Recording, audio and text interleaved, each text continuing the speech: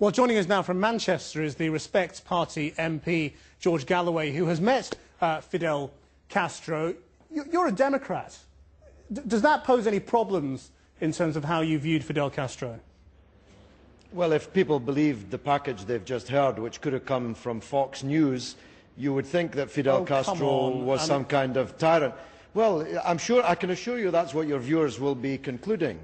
That was the most biased package I've heard today, and I've been on the media all day. Let's not go over the package. Let's not go over the package. I'm asking you a simple question. The question is this: are the Cuban people liberated from the misery that afflicts most of the people of the Third World? And the answer is yes. They can all read and write. They live longer than they do in Washington, D.C. Their children are more likely to survive than the children of Washington, D.C. They can't vote, though, can they? 50 years. Well, you know, health and longevity and education, free at that, these are human rights too. But does that not pose you a problem as a Democrat, that they can't vote? If you will let me finish, I'll come on to that point. If it were not for the 50 years of siege, blockade, assassination, invasion, subversion by the most powerful country in the world, just 75 miles away, then these other rights would have been achieved too. You'd be better addressing your questions to the United States of America, which for 9 administrations in a row has done everything it could to destroy the Cuban Revolution, precisely because it's an example to the people of the Third World, not least Latin America, where more and more of them are following it. But you can't blame Washington for the lack of democracy, can you, in Cuba? Yes, you can. And there's no doubt that some people in Cuba want democracy and want a say in their affairs. Well, we all want democracy, but the facts are that in Latin America, the only way to get elected now is to profess friendship with Fidel Castro and opposition to George Bush, none of which was reflected in your package. Fidel Castro, Hugo Chavez seem like the men of the hour, don't they, rather than Milton Friedman and Ronald Reagan? Well, why don't they go to the electorate then in Cuba? If Fidel Castro is so fundamentally popular, why not make the transition to democracy now? Well, when the United States lifts the state of war and siege on Cuba, but that's irrelevant, normal isn't life it? can...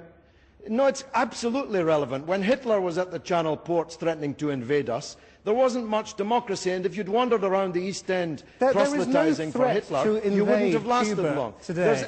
There's every threat. They've tried to kill Fidel Castro hundreds of times. They've invaded countries all over the world, thousands of miles from their shores. Hitler didn't stop democracy in Britain. Yes, he did, as a matter of fact. Many democratic freedoms were suspended in Britain, especially for those who were proselytizing for Hitler. And that's the comparison that you have to make. We didn't lose the vote. Notwithstanding that siege. No, you did actually. If you knew anything about British history, you'd know there were no elections. Are you saying universal suffrage was ended by Hitler in the 30s? The parties didn't fight each other throughout the course of the Second World War. What about in the 30s when Hitler was on our doorstep? Let's talk about Cuba for a minute, can we? When Hitler was on our doorstep, democratic freedoms were curtailed in Britain. The United States is on the doorstep of Cuba and has tried to destroy it for nearly 50 years, and so some democratic freedoms are suspended. So where do you see the future then? I mean, do you see the revolution continuing post-Fidel, or do you think there will be some sort of transition? Despite your propaganda, socialism will survive in Cuba. Come on, it's not propaganda. These are simple questions. It's Fox News propaganda, which I've come to get used to from Channel 4 News. All right, fine. We'll put aside we will put aside the abuse. I'm asking you a simple question about how you see the future of Cuba. Do you think there will be some transition? Socialism will survive. I know that makes you sad, but it will survive. The free health service will survive. Free education will survive. Cuba will continue to be an icon for people around the world who want to see liberation and want to see the escape from the domination of globalized capitalism and United States domination. George Galloway, thank you for joining us.